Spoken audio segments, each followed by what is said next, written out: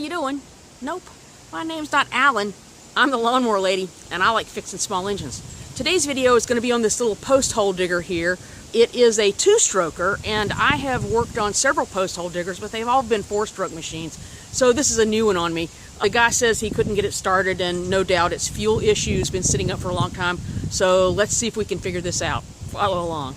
In all honesty, I have never worked on or even really heard of a thing called Southland. 50-to-1 fuel mixture, 2-year limited warranty. The guy that owns it says he can't get it started. Maybe a bad kill switch. We can check that. There is some amount of compression. We'll check that with a compression tester.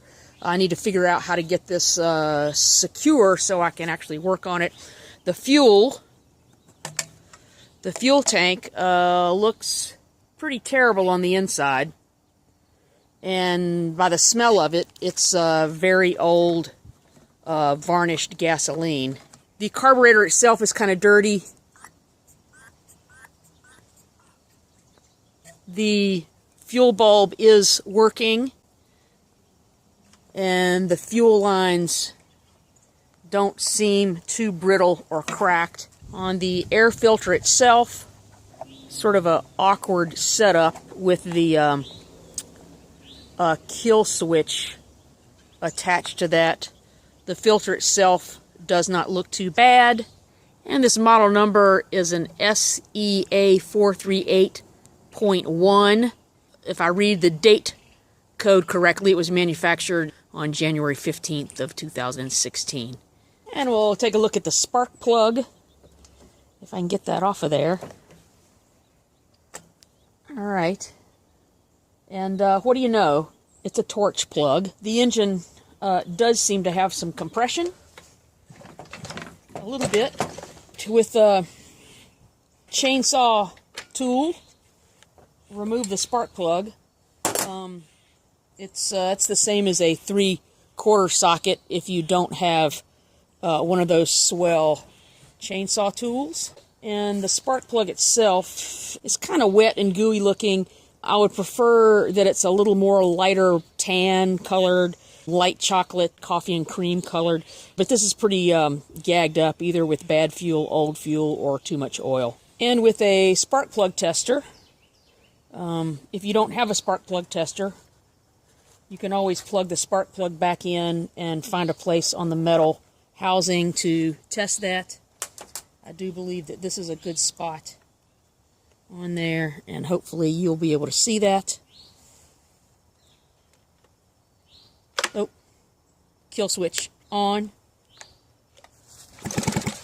And there is good spark. So multiple tests there. That means the kill switch is working. It's good. You'll see there's no spark here, but the kill switch is off. So that tells us that all of the ignitions is working fine. And conveniently, there is a spark arrestor that I can see right here is perfectly clean. So that's not an issue with it not wanting to start. At this point in time, I would assume that it is a fuel issue, but I'm going to use a compression tester. Just thread that into the spark plug hole. There is a O-ring on there, so you really don't have to screw it in with a tool or anything, just until it seats and stops turning. And I will yank on this thing until it stops moving.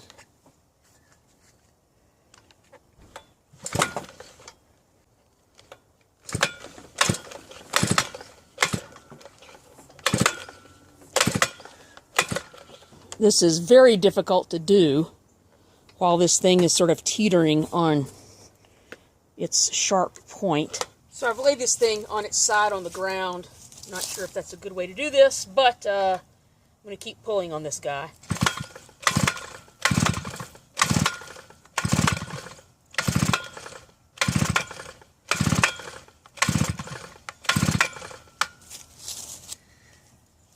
So this needle is just under 120 psi.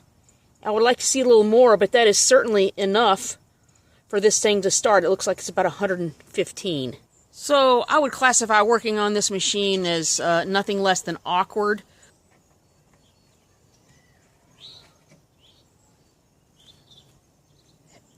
And this fuel filter looks really, really bad. It's obviously picking up fuel because we saw that going in, but I will be replacing that. And in my thinking, the easiest thing to do right now is just remove the fuel tank altogether. These lines are pliable. I don't think there's any damage. Oh, come on off of there. There you go.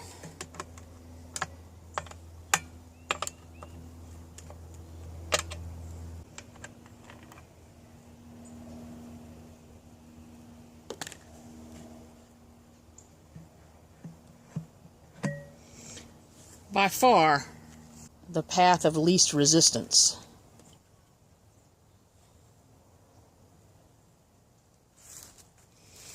There's still lots of crud still inside the tank. This fuel smells really bad, and of course it's full of rusty chunks of something. I'm not sure what that is. Shaking this out a couple of times with some fresh bad fuel. I realize that's an oxymoron, but I noticed there's like a sediment line where this thing has been sitting on its side. I'm going to try to get some sort of abrasive something in there to try to clean all that out. So one time many years ago, I needed one ball bearing because it fell off of something and went into my shop floor. I eventually found it, but not before I'd already bought whole bunch of ball bearings. So I'm going to put a couple of different sizes in here so it will be easy enough for me to sort out at the end of the day.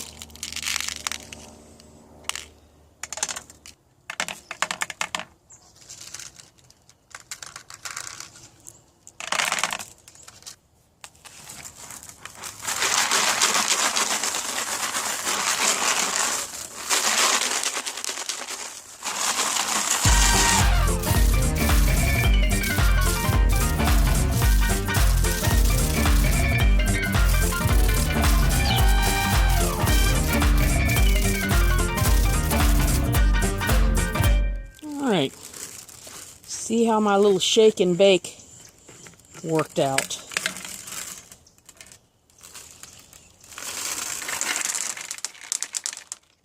Well, it's only moderately better. I'm not sure how much better this can get. That sure looks like some rust accumulation, but mostly just, I think, staining. Well, it's not perfect, but it's certainly better than it was. I've gone through like 4 more times with all these ball bearings, and all I'm down to is just fine sediment. I can't get anything off. And unfortunately, the only fuel filters that I have that will fit the fuel line are for varieties under 30 cc's. So hopefully this will filter enough fuel and make this thing run. Going to trim just a little bit of this line off to make sure the fuel filter will fit, because this clamp really isn't doing a whole lot.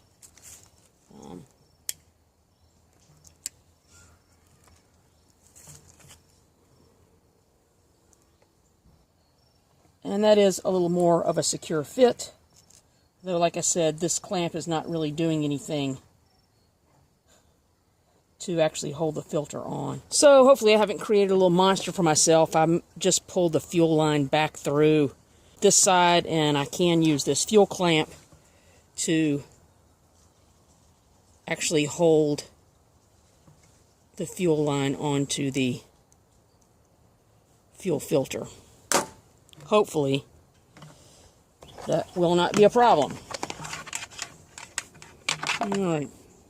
Get that fuel filter back in place and reinstall the tank, attach the fuel lines, add some fresh fuel. I'm going to see if this thing starts. So I'm kind of rushing through this. I'm trying to get ahead of the rain here. I did wind up having to replace these fuel lines because God knows these have some sort of, I don't know, bad. They're just ill-fitted. They have this sort of interior little, I don't know what it is. But I replaced it with Tygon fuel lines. The fuel little tap on the top of the little fuel grommet is not in such great shape. So I'm going to go ahead and see if I can, I guess, just lay this thing on the ground and see if we can't give this thing a whirl. I am replacing the plug with a I don't know if you can see that or not. A BPMR7A. I'm not sure what's supposed to be in here, but the two plugs have the identical threads, and the plug reach is the same. So hopefully this will start.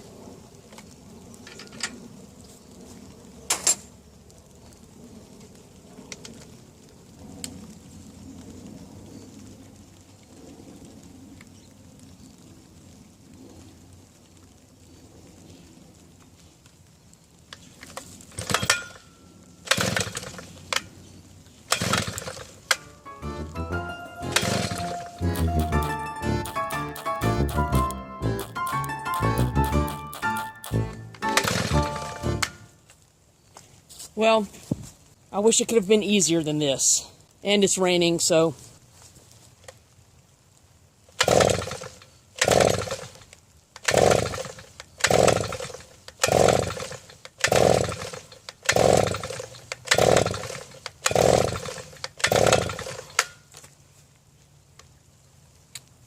This does not bode well. Alright, I'm back in my shop just to... It's raining a little too hard. I'm going to check that plug out. And the plug doesn't seem to be wet, so this might require going into the carb. I will check it one more time to make sure we got spark. I don't know if you're going to be able to see this, but I sure can.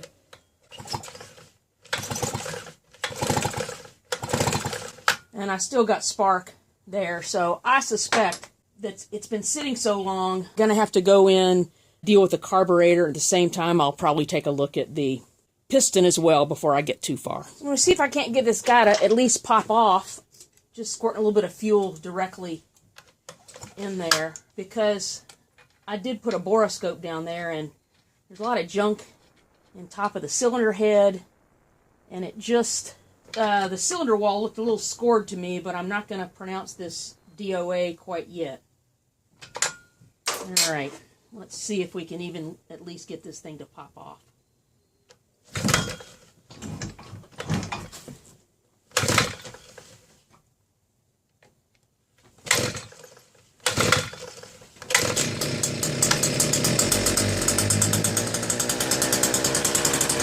Success!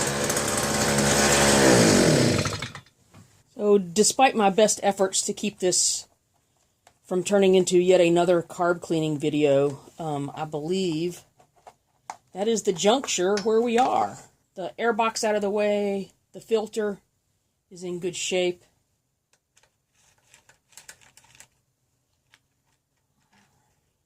Ooh, and this comes all the way off. I know a lot of people have asked the difference between a rotary valve carburetor and a butterfly valve. A very common one you see has a butterfly opening. This particular one is a rotary, because you can see the slide rotates around and around. So that's the difference between a rotary and a butterfly valve. So I'm going to just pop these fuel lines back off of here. Hopefully they will come off easily. I just put them on. This pull cord is in my way. It's going to apparently stay in my way.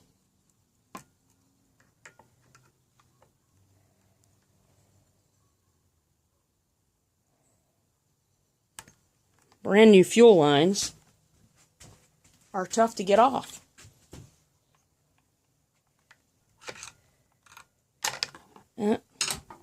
Well, maybe that'll make it a little easier. Doing YouTube videos is supposed to make this look easy. Ha ha ha. I'm going to have to remove the throttle cable to get this guy off of here. Don't want to lose the gasket on the back either.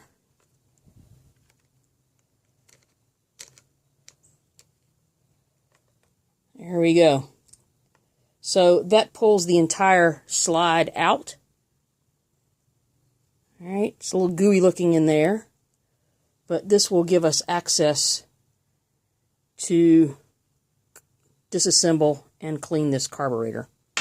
So before getting too far along, I'm going to use my homemade pressure tester. This is a little Mighty Vac, a little fuel pump, and some adapters to get down the right fuel. This is on the fuel inlet side, and I'm going to pump this up to 10 psi. That's what you can do on a rotary valve carburetor. And you see my fuel on the inlet side.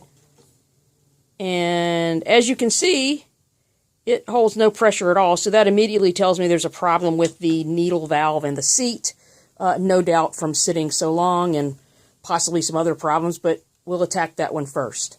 Okay, so for those of you that are interested, this is I believe they call this a Ruixing. That's R-U-I, there's a big X in the middle, I-N-G. It's a Chinese carburetor, and I believe the numbers, if you were looking for something like this, the important numbers are that H119 4EF. From everything I can tell, it says this has a 13 millimeter throat. A little bit of confusing information out there on appropriateness of this carburetor for anything larger than 26 cc's, but this is what's on here. Okay, so hopefully this rain isn't making too much noise, but there are 4 screws that have to come off here. These screws go all the way through. See if I can get them out, because I want to take a look at every single part here. Give it a little once over. Come on. And this goes on. There's a little indentation right there that lines up with that indentation. This sort of looks okay on this end.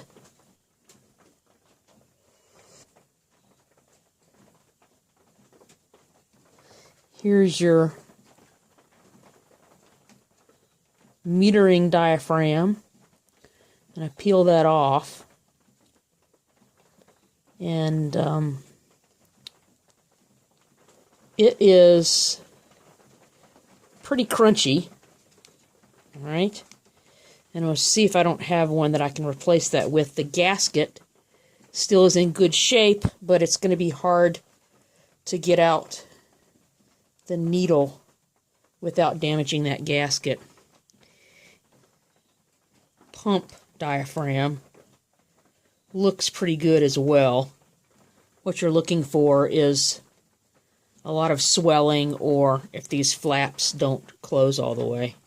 If I can get this out without damaging it, without damaging the gasket,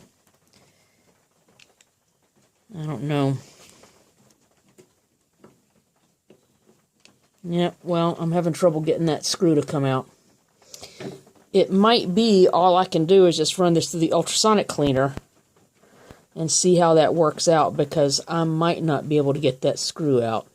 I don't know if you can see that or not, but there is a little bubble of fuel coming up through there. So one more try and then that's it. I don't want to ruin that screw.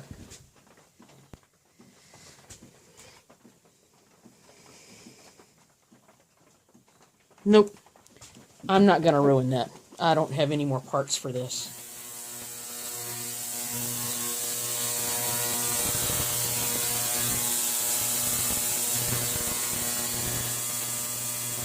Okay, so this is the old metering diaphragm, and it is just as crunchy as it can be. Any sort of generic carburetor, I've found a supplier can buy just about 3 different types of these metering diaphragms, and they will handle about 90% of any carburetor I run into. The key, obviously, is you need to match up the holes. And again, sometimes these only have 2 screws in them, but the extra holes don't matter. If you have one that, obviously has a hole in there for, say like an impulse or some return, you got to make sure those things line up. But generally speaking, I've found these to, cover about 90% of what I work on. And the key is especially when something like the pump diaphragm is okay and the other gaskets are okay, you have to make sure that is the same height. I don't know if you can see that or not, but this is about 2 millimeters. you know, this, obviously the holes don't line up on this, but again, you see that this little post sticking up here, this is like maybe a 0.5 millimeter, and this is like 2 millimeters sticking up. So that's the real key, is you got to make sure those things line up appropriately. I'll post links to those in the description of the video if you wanted to buy these. But Chinese carburetor, Chinese parts, they seem to be pretty good quality, and I don't fixes 90% of the carbs I run into. Now, the one thing that I did not check was to pull the screen here. It's just a dental pick. I kind of doubt that it's really messed up. There could be some debris on the backside because this is the fuel intake. So I'm going to see if I can pop this out. Yeah, this screen is just as clear as it can be. So I will put that back in. I've sometimes seen these are just full of sawdust and crap and junk. So this should be just fine. Carburetor has parts have come out of the ultrasonic cleaner. I've blown them off okay, so I'm pretty sure that this is going to go together just fine. So we're going to match up pump here, pump side, and then this guy on right there. Then the metering, the new metering diaphragm. That fits on like so. And if we remember the little indentation, that fits there. I really wish I could have pulled out the needle and seat, but I think it's going to be all right. Well, pressure test it first. All right. The carb now, I've run a little bit of fuel through here just in order to test these. You don't want them to be full of fuel, but you want them to be sort of wet or moist. I hate that word. But I'm going to hook my tester back up again. This is going to be on the fuel intake, normally where the fuel filter would attach. And I'm going to pump this up to 10 pounds of pressure, which is okay to do on a rotary carburetor like this. If this is a butterfly, I'd only go up to 7. And as you can see, it is holding pressure at 10 pounds. Now, this tells me that the needle and seat is holding okay. And while I'm here, the other test I can do as well is to check how that is operating. And as you see, if I push on the purge bulb while I'm still connected there, it drops a little bit, but then it also stays where it dropped down to. So this is fine. The next test to do once it passes this is I can attach my pressure tester to the purge side, and I can use the purge bulb to pressurize. And as you can see, the pressure is going up, and it is also staying up. Right, I'm at about 8 pounds of pressure. If this was leaking, then I would look to replace the check valve, which is this little red rubbery thing. I don't know if you remember, it was laying out here. I'd pulled that out to clean when I ran the carburetor through the ultrasonic cleaner. So this carburetor should now be pumping fuel and should be working. So I'm going to put it back on the auger and see if we can't get this thing running. Okay, so I have sprayed this back off with some brake cleaner, and I'm going to install slide back inside of here carefully and reattach these 2 screws. Get that one started. And the second one, get this underneath there. This gasket. I'm going to attach the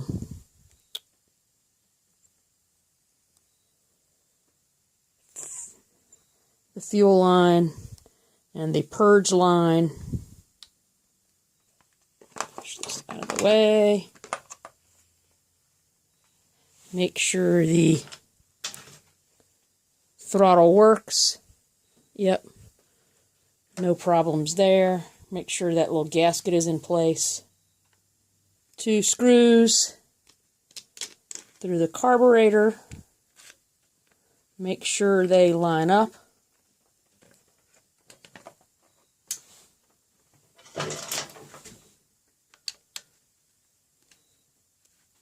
And tighten these down. Check to make sure we're not tearing up anything in there.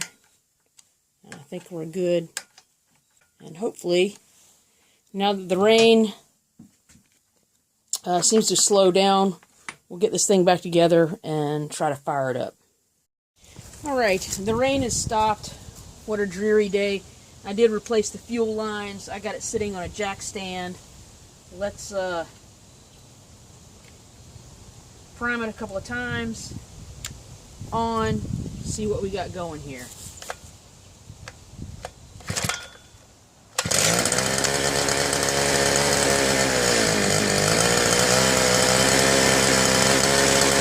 So far, it only wants to go on choke.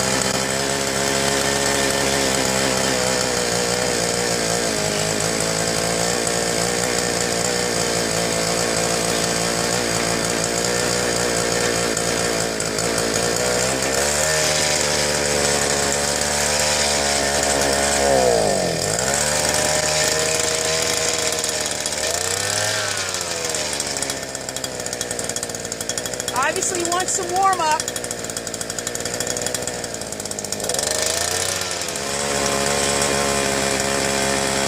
Seems kind of smoky. Seems like it took a long warm up period.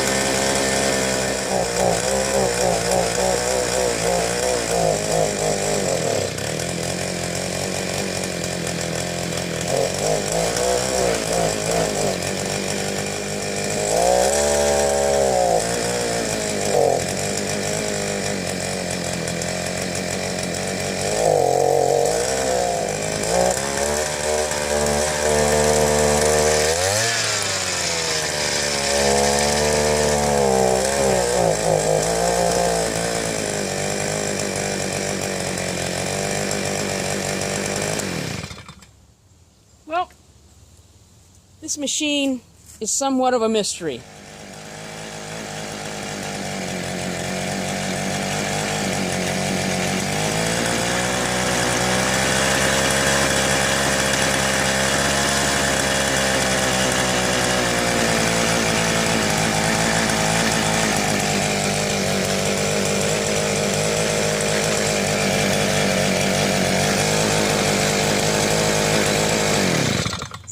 Alright, I can choke the thing out when I push the primer, and it seems to want to run best about halfway choke. I'm going to have to call the guy up. Not sure how much more money he wants to spend on it with new fuel lines. I think the only option now would be a new carburetor, and I'm not sure he wants to spend that kind of money anymore to see what that will do for him. I did call the guy that owns it, let him know what his choices are. I did find parts for this. Apparently this was an Amazon item. That's the only place I could find it for sale. It's called the One Man Auger, and there are carburetor parts available for this from the Larger Parts websites, but I'm not sure the guy wants to spend another $60 on something that he's already got, you know, a good $65 worth of my time and energy in it already. I'm going to let him know how it runs. I would love to know how it ran beforehand, because obviously the problem with this was clearly just sitting for too long with bad gasoline in it. So if there are any changes, I'll let you know in the comments. Remember, I'm the Lawnmower Lady, and as I'm fond of saying, mow happy. Thanks for watching. So for those of you who are interested, this is dang it, that compressor.